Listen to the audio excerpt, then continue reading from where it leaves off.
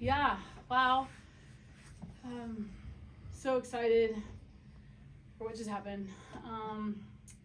UGA is a great program. Tony's a great coach. They got a great staff. Like that was a grinder.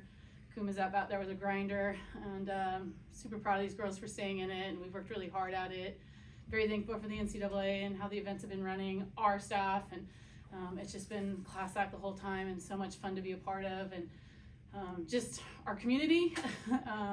We talked about it today in our scouting meeting. Like, there's such love here, and it's literally, we talk about a core value of family, but you can feel the family atmosphere, and that's just literally in our hip pocket. It's so awesome. So I'm very proud of these girls. Matt kicked it off. It was awesome. Kat came in, closed it down, had some big swings. It was just super cool to see it all come together. So very proud of this group. Questions? I know you guys are tired of hearing questions about the Mississippi State series, but after what had happened last season as well, and coming here now, having another tight game coming down to it at the end, does it feel a little bit sweeter this time around? Yeah. Yeah, and I want to talk about Mississippi State as long as we can, because that means we're still playing and people are asking questions about it. And if we didn't have some good heart-to-hearts, like we've had some really tough conversations individually and as a team, to be in these moments, to take a deep breath and execute a pitch, to take a deep breath and sit and hit a change up, to do those things, because it takes trust to do that. So it's trust with yourself, it's trust with your teammates, and we've really, I think we've grown up as humans in this as a team, and because of what happened last year. So grateful. You don't want everyone to have failure as a grateful moment, but it made us better. And we're going to Oklahoma City now because of it. I really believe that. I guess if you would have known walking off the field last year that you'd have 6 outs and a 2-run lead and Kat Sandercock in the circle for you, felt pretty good about it to get back to where you want to go? Yeah, for sure. It's funny because we did have Kat to go to in Mississippi State, and I took it upon myself to become a better pitching coach in that situation, because she was a little low in mile per hour, and we definitely didn't. I didn't manage her as well last year, or Danielle, and I learned from that. And so yes, I would want that, but I'd want that in the way that we did it this year. And I definitely talk about how mature Kat's been in handling how we've done the staff this year, and we wouldn't be there without what Mac did today, and managing Mac. And so it's been super fun to continue to grow as a coach in the situation, but then for them to buy into the vision of what we were doing. This is what I think is going to happen, and then it happened, and it was just super cool. Lonnie, what can you say about, the job, you knew what you were getting with that Georgia offense, your job your pitching staff did, not just tonight, but really through 14 innings this weekend? Yeah, I can't, I don't know. Oh gosh, here we go. We're going to go to the Zoom. But very proud, very proud of him. Yeah, Coach, thanks, appreciate it. Coach, I've asked Georgia a couple times about having to go down and play a number 3 Florida State seed that I think's only lost 3 games at home. Georgia was second in the SEC. Were you a little surprised to see the second place team in the SEC with a 14 seed in your Super Regional? Not surprised by any means. We always get SEC teams down here. We are in that region. We play a schedule for that reason all season long. We know that it's going to be a tough regional and a tough super regional. So I did comment earlier, I was surprised on our regional seeding, but I think I gave myself to midnight and then I was over it and moved forward. And I think, adversity is what we're built on and what we talk about a lot. So yeah, you just got to bear down and get it done. And like I said, if you're playing teams like Georgia and you're winning, we're doing something that's going to prepare us for where we want to go. And if you win a national championship, you're going to be playing a lot of really good teams. So that just a stripe on our chest right now for some grittiness to win and beat a really tough ball club. To follow up, Coach, can I ask you about scheduling and how this seeding works? And obviously, I'm looking at this from a Georgia angle for them to finish second and be a 14 seed. What are some things that you take into consideration when you schedule? And what are some things that lead to the seeding process from your experience? Seeding in general, I think, we can get the nitty gritty of it, but I think the RPI 50 and above is pretty big. Playing teams on the road, your last 10 games, I think those are all really big. But my understanding, like the seeding of the 32 teams is going to happen next year, and that could be big for us. And I know the bottom line budget is a big part of it too. So I think as a coaching staff or as a coaching organization, we could be better at pushing for some things. The better we do in the game, the more people are watching on ESPN, the more people that come to events, the more that I think the NCAA funds and does things for the sport to continue to grow. So we can complain about it or, become better as an organization and as a conference. And, I think that the world loves some softball right now, and it's pretty awesome. So, but yeah, the nitty gritty part, I wouldn't know too much about that right now, but yeah. Lonnie, maybe the better question about your pitching staff. I mean, how validating is a weekend like this to your kind of full staff approach? You use so many arms so much this season, and it seems like, maybe a lot because of that, you kind of got so many best case scenario results from them this weekend. Yeah. I think probably like Clemson, when we threw McKenna out there to start the game against Clemson, is we've been doing start relief, and I think for Mac, trying to manage her back and figuring out where she matched up, and Kat, are you comfortable coming in? Can you close games? That was for a couple months figuring that out. But when we got into ACC and was like, okay, how do we win a 3-game series? How can we do that? And when we started Kenna that game against Clemson, just to see if we had a freshman that could do some things for us, and then how to manage lefty-righty lineups, rise ball, drop ball lineups, speed lineups. We really put that to the test when we got into ACCs. And I think that's when it really started to show fruition. And then your defense is really locked in and playing for your pitcher's best stuff. And Ali Dubois last night knocked it out of the park, right? Come in. If it's 2 outs, 3 outs, it's making us better. And so we're all comfortable with it right now. And I couldn't be more proud of how it's come out, of course, because we're going to the city right now. But I even think if today wasn't the result it was, I think we really had a really good plan and very comfortable with it. Mac, when did you know you were getting a ball to start today, and what were your emotions knowing you had the chance to help this team go to the next step? I was actually in the training room and we got a notification on our phone of the starting lineup. I was like, oh, cool. I kind of had it in the back of my head. Coach had mentioned, like, we're going to hammer out some drop balls, change-ups to them and scout this morning, and I was like, oh, I really want it. I was like, I really want the ball in my hand. I was hoping, like, she would put it in there, and I'm glad I could do what I did, but I was, no, honestly, I didn't have a single nerve. I just had excitement, and I just had, like, let's go get it done. It's really just all I had in mind. Kat, what were your emotions during the game? Because I'm sure if you didn't get the pitch, that meant everything was going great and they didn't need you. But I'm sure you wanted to pitch one more time out there in front of the home crowd. And what was that like? And do you feel like it was a perfect ending kind of here? Yeah, I'm so grateful that I got to finish my last game out there on the field. But vibes were great. The dugout was so much fun. We were in it. It was just an awesome game through and through. So there's just nowhere I would rather be than on the bench that game because it was so much fun. And then just glad to actually get in the game. It was great, but just do what needed to be done for the team. But it is pretty nice to finish out my last home game or my last game ever on the field. So. I know clearly that third inning starts out with you guys getting 2 runners on, but then you only plate 1 run, there's 2 outs, there's runners on second and third. How crucial was it for you to deliver there, and how did you dial in to get runners? Yeah, had to look at my runners, and we're just going like this, like trying to nod at each other, like let's just get it done, let's go ahead and jump ahead.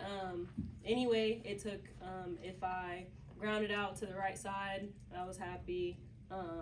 It also took me like 3 years to sit a change up, so just trying to commit big, I would say, like stick to my plan. So tried to see if it worked, and luckily it did fall in my favor. Awesome. Kat, I know the closer is kind of a more growing role lately in softball, but it seems like you've embraced that. I think it was your 9th save of the season. Just how much do you enjoy that role? I love it. It was my main role my freshman year, and then I grew into more of a starter. And then, I think I got so used to starting, I forgot how to handle how to close. And so that's what a lot of this year has been about, is just being comfortable starting, closing, middle relief, whatever it is, whatever the team needs from me. And Coach has been amazing to help me through all of that. So just glad that I got to get out there and help the team today. Question for any of the players here. It was loud in there tonight. There's fans everywhere. Does that play a factor into executing and being able to play? Does that play a role on the field for you guys?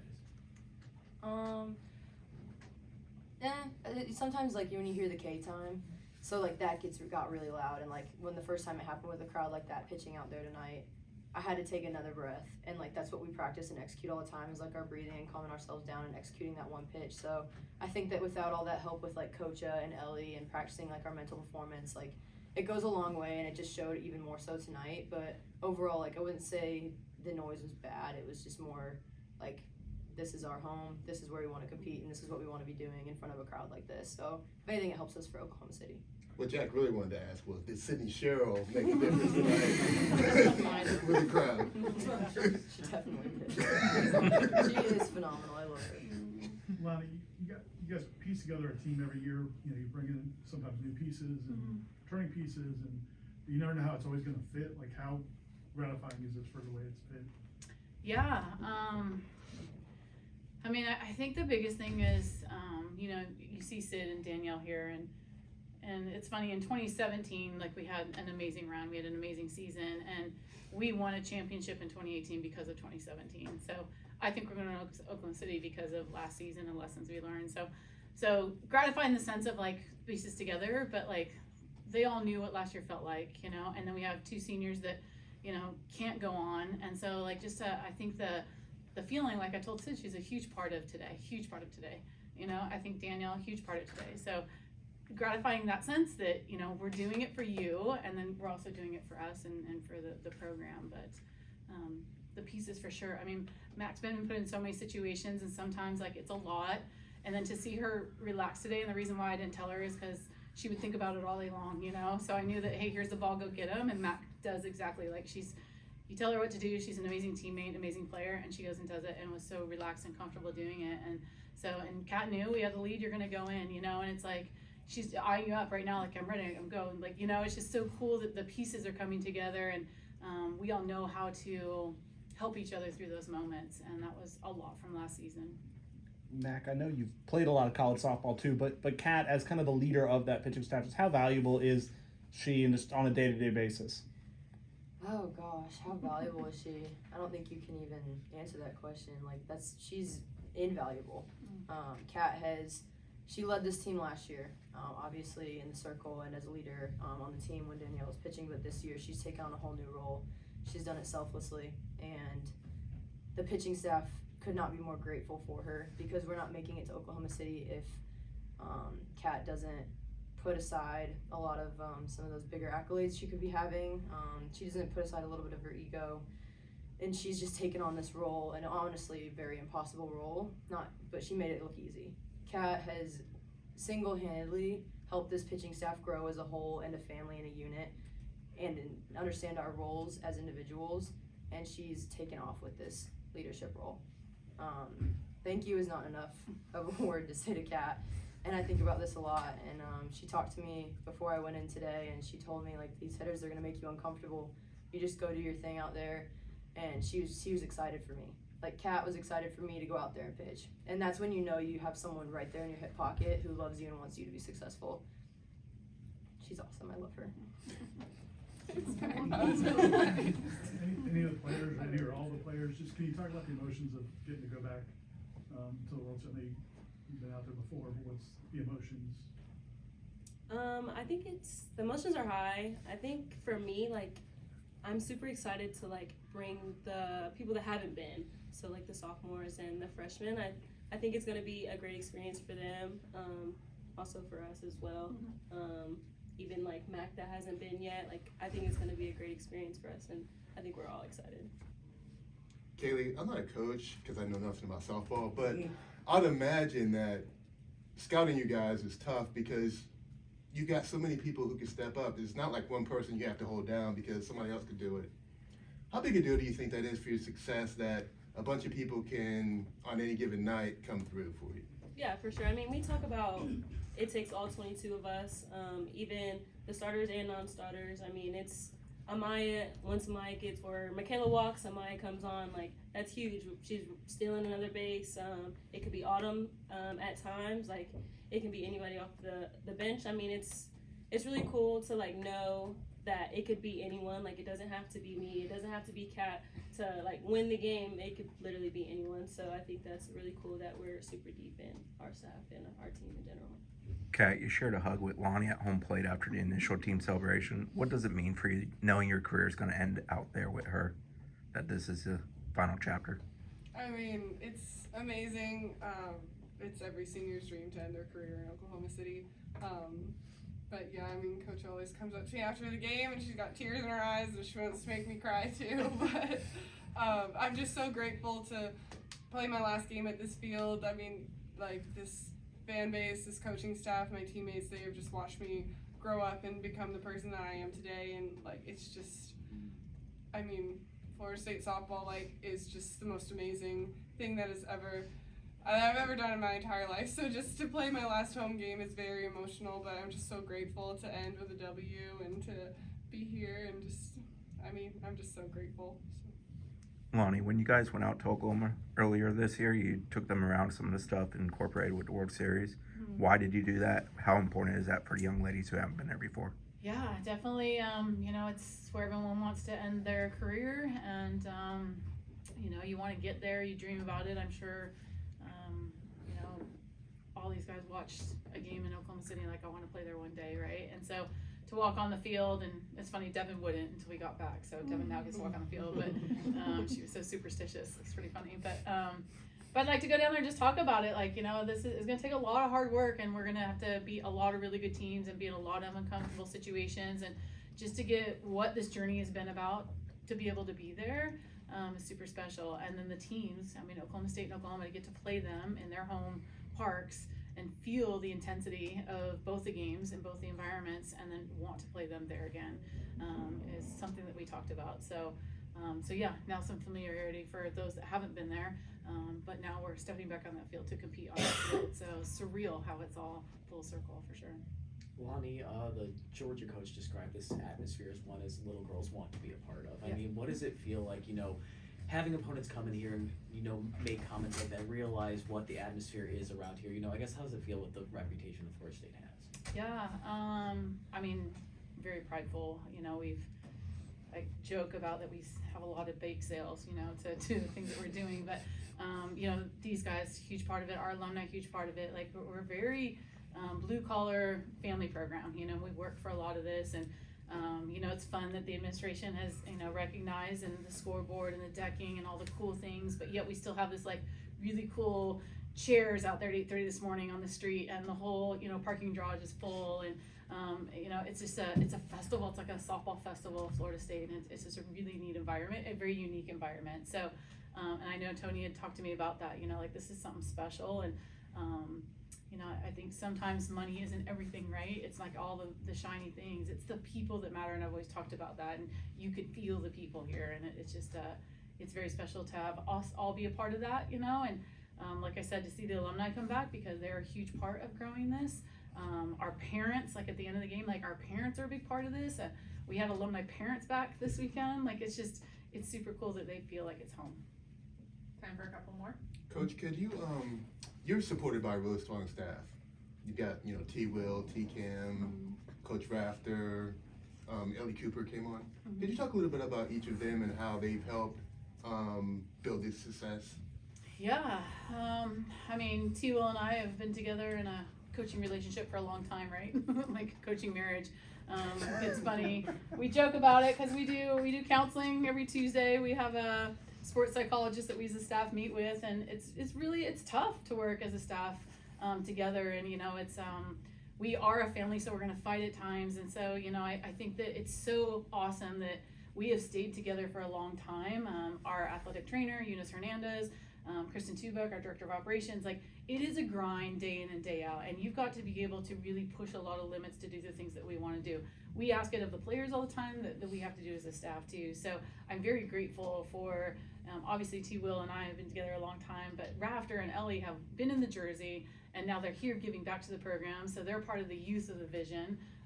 And then, you know, T. Cam is new to the staff, I would say, but has jumped right in and family right away. So I think it's super cool that we have the relationship of, you know, we want the biggest professional organization we can in a very family loving way, and we ride those boundaries quite a bit, and we're very honest with each other and where we want to go with this place. And so it was neat to see that this weekend.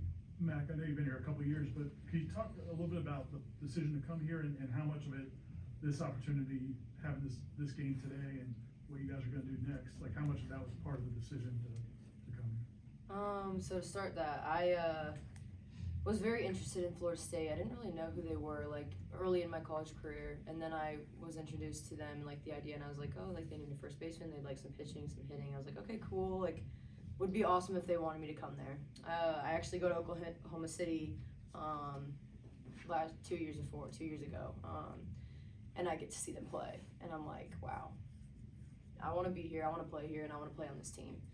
So I'm like, I have to go home and I have to wait around, and I'm still watching them play. I'm like, I have to wait for a call. And I'm like getting really antsy, and I'm like at home, like getting nervous. I'm like, they're still playing, are they gonna call me? So I'm like sitting at home, and I'm doing all this, and eventually I get a phone call from T. Will and telling me like I'm gonna receive a call from Coach in a few days, and my whole world, like I was like, wow. Like even just the opportunity to talk to Coach and T. Will, and like the opportunity that they offered me to come and visit this university, and then come and have my official visit, and like fall in love instantly with the coaching staff. I met a few of the players on my visit. I loved the campus. I loved the atmosphere, the culture. Literally every single thing was bigger, but it wasn't just bigger and better. It was more in depth. There was a family tree behind everything, and there was so much love, and the fan base here is phenomenal. So just that, taking that step was huge, and I know that I could not have made a better decision. One more? You good? Alright, perfect.